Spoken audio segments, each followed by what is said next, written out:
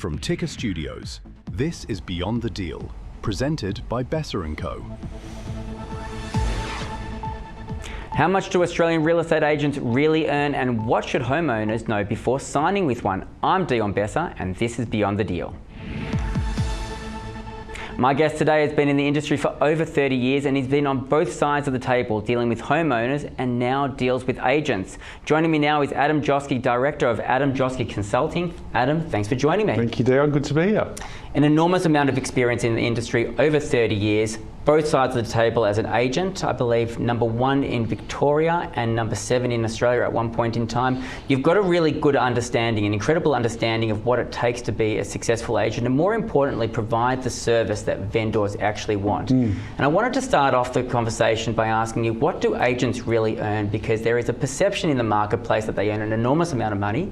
Is that the case? It's very much not the case, Dion. I think like a lot of things in life, I think it's really about the 80-20 rule. 20% tend to do about 80% of the work in the industry.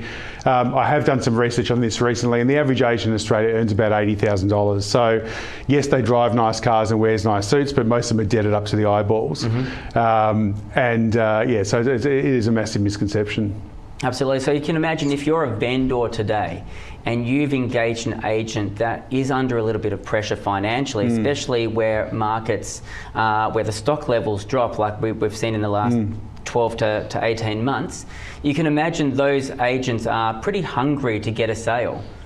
What do you advise vendors to be asking their agents in order to be able to select them in that particular instance? Yeah, look, I think that ultimately, everyone talks about commission and advertising costs, and I think ultimately, if we break down those numbers, there's actually not a lot of relevance there. Let's take the average sale. The average sale price now in Australia is $1 million, and really, any good agent should be charging between 1.5% and 2% commission. That's really industry norm. So if we take those numbers, it's somewhere between $15,000 and $20,000, depending on whether you're 1.5% or 2%. So really, when we're talking about commission, I think that I'm not being flippant with $5,000 difference, but the difference between a 2% agent and a 1.5% agent is really $5,000. Now, on $1 million sale, that's not even 1% of the sale price. It's actually half of 1% of the sale price. So amount of money. Very small. In the grand scheme of things. Absolutely. So I think when looking, I always say to owners, when you're looking at an agent, look at three things. #1 is ask the agent, what's their point of difference? What are they going to do differently, and why are they better than anyone else? And you'll be amazed how few agents can actually articulate that. And more times than not, an agent will say something like, we give great service and we've got great communication, but look for the tangibles. What are you going to do for me that's different to the other agents that I'm interviewing? To me, #2 is challenge them on their fee, challenge them on their commission, see how they handle that negotiation.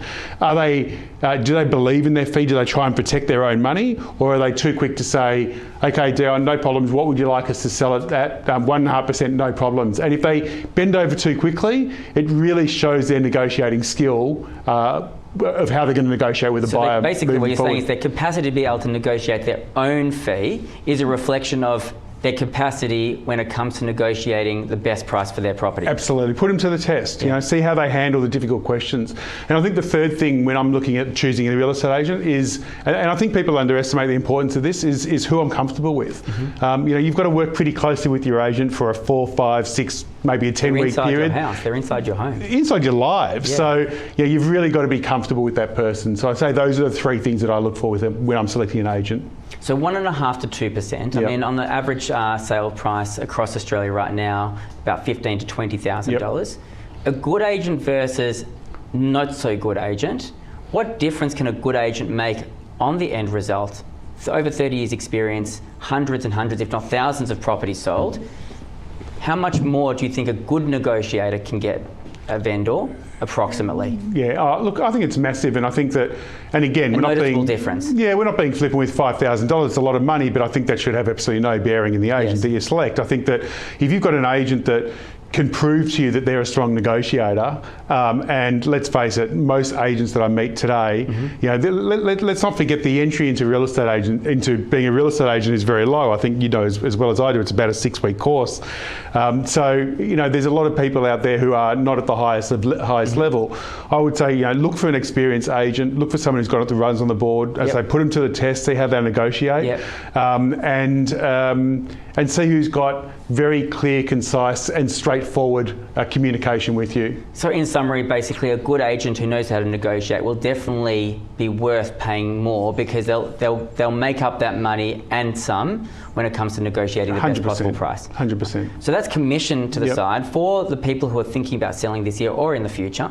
Let's talk a little bit about marketing. What is the average marketing campaign? Yeah, okay. So look, it's an interesting one. I always say about 1% of the value of the property is what most people spend on marketing. So again, if we take the average sale in today's market in Australia of $1 million, an average marketing bill or advertising bill might be around $10,000. What I would say to owners who are looking at selling the house is do more rather than less. And you know, when you think about it, if you want to have, you know, brochures and boards and you want to be on the internet on realestate.com, by the time you set up all that infrastructure, you probably spent $6,000 or $7,000 anyway. So to spend an extra 2 or 3 or 4 and cover all your bases, I always recommend that's the way to go. I think that there are too many owners who are maybe battle with the agent over that few $1,000s. Now, I know when I'm selling my house, I want to cover 100% of the market. I want to know, Dion, when you bought me an offer, that there's nothing left on the table, that every buyer's been, that could possibly see it has seen it, and I can make a decision to sell or not based on knowing that this is the absolute best price out there. So just like choosing the right agent, having the most complete advertising campaign also helps, because even if you have to spend an extra couple of $1,000s, it makes it up at the end, if not more. And it gives you that confidence as well, I would imagine, knowing that you've done everything possible. If you go into a campaign, I would imagine having spent less than what was recommended, there'll always be some level of doubt that maybe more could have been done. Yeah, 100%. And if I'm selling my $1 million asset, for me to know that I've spent 7, which is the bare minimum you may have to spend, and covered 90% of the market, I want to know at that level of expense, you're talking about $1 million asset, I want to know that I've covered 100% of the market. And again, we talk about $3,000 or $4,000 difference, not the $10,000 investment. When we look at the difference, we're talking about 0.3 of 1% of the sale price as an investment, not an expense. So it's a very small percentage of the bigger picture, but the difference it makes at the end could be enormous. And it's something you're never going to know, but I know for me, selling $1 million asset, I want to know that I've covered all the market and turned over every stone. And you've got the best negotiator working for you. Well, that would be handy as well. Absolutely. Let's talk a little bit about off-market. We get a lot of vendors asking us about off-market.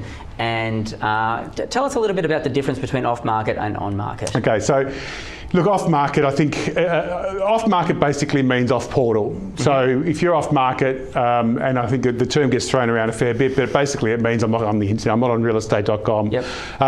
I personally don't believe in an off-market strategy, but I think there's a time and place. You know, we talked about, you know, covering 100% of the market, going with the agent's recommendation on marketing, knowing that you're going to get the best price. I think it's the same when you're selling. Put it to the market, allow competition, allow everyone to see it, and by selling it off market or to 1 or 2 buyers introduced by the agent, you may be missing out on that opportunity. Whilst I say that, I think there is a time and place. And just a very quick example, I put my mum into aged care, so the way I said it then, but helped my mum get into aged care recently. We sold her property, and for that we needed to get a deposit. It needed a major renovation. I actually sold it to the agent off market myself, so to the neighbour rather.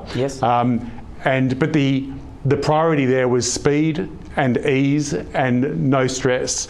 But I think any time where you really want to test the market, you want to give it your best shot, you want to get the absolute highest price, let the market see it, let the market fight it out. So there are pros and cons. What about off market for a couple of weeks before going on market? Is there any value in the agent that is selected, perhaps running it through their database before going to a full campaign on realestateordomain.com? It's a great question. I find that many agents, and if you've got home sellers watching this today, I find more times than not when an agent is asking to introduce buyers off market before the main campaign starts, More times than not, they don't actually want to do that because they want to run a full campaign. They want to get the boards up in the ads and get more homes for sale. But most times it's actually a listing strategy from that agent to impress that owner. And more times than not, even if they bring a buyer through that wants to buy it, the owner's in this situation where they don't know whether to take it or not because it hasn't been tested to the market. So more times than not, they don't end up selling anyway. And in your experience, again, thousands of properties sold, what percentage approximately, roughly, you probably don't have that figure here today, but roughly off the cuff, what percentage of properties sell off market? Off market? Yeah. I would say no more than 5%. More than 5%, yeah. So in the last 12 months, we've actually seen about 7% sell off market at Besser & Co. Right. But that's taken an enormous amount of effort.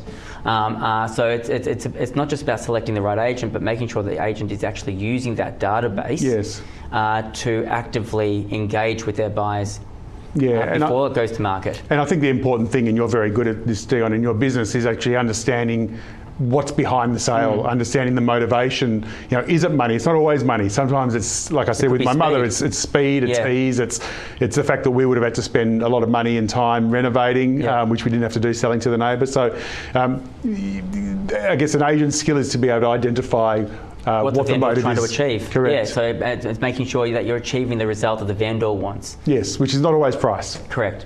Let's talk about some of the biggest mistakes that vendors make in choosing an agent.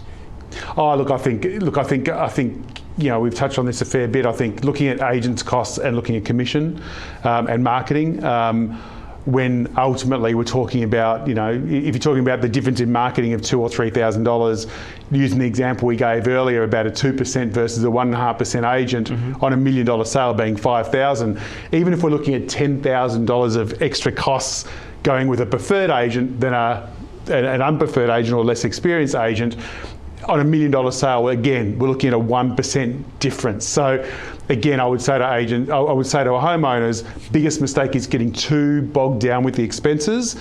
Go with the agent who's the strongest negotiator, ask them the tough questions, ask them why I should sell with you.